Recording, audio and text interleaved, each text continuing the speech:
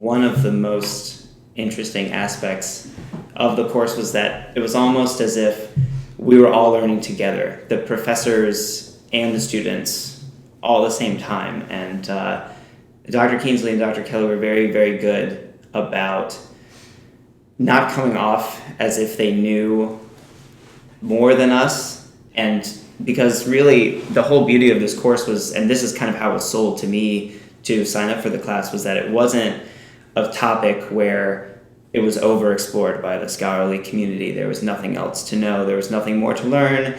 There had been a couple of subsets of catalogs of various types of these scrolls, but the big project, and this was Dr. Kelly's passion from the very beginning, was something overarching, something to encompass all of the various types of scrolls which you saw on the exhibit, because they're all the same medium of communicating information, but they look very different and they have very different functions. So that was really the beauty of the course, was that they didn't know the answer to that. The professors didn't know, the students didn't know, and so as we were going through the course, we were all trying to answer it together. And they did a really good job of giving everyone their opportunity to kind of present on what they had learned. But it was all pretty much driven on student participation, student research. Everyone was assigned their own scroll out of the collection of Harvard scrolls, and you were pretty much given free reign because there really wasn't a lot of work done on the scrolls. A few of them had some previous scholarship done on them, but a lot of them were just totally unknowns, and they were kind of hidden in the Houghton collection that someone had maybe done a bibliography for one time or made a short description of. And we found even a lot of things that were incorrect in the Hollis record. So I know that Bill was very thankful that we did that work.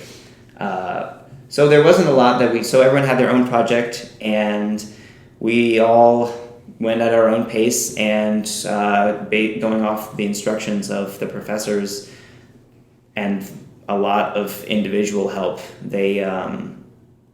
Because each scroll is different. So when you came across a problem or something new that you didn't know, you knew that professors had the paleographical knowledge and the skills to be able to help you with the problem. So you could just go to them and ask them, I can't figure out how to transcribe this, or how do I figure out how to read this script, or what does this particular aspect of this manuscript mean? And then you would have a conversation about that with them.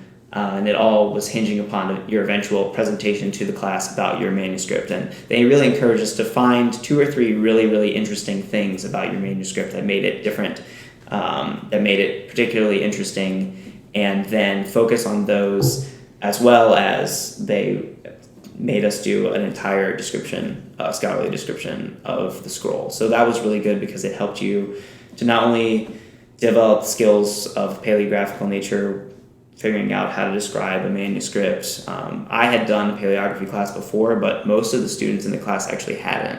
And a lot of the students didn't even have that much Latin or French or whatever the language was of the scroll that they were doing. But everyone worked really, really hard, and they were able to still come up with appropriate, full, detailed descriptions.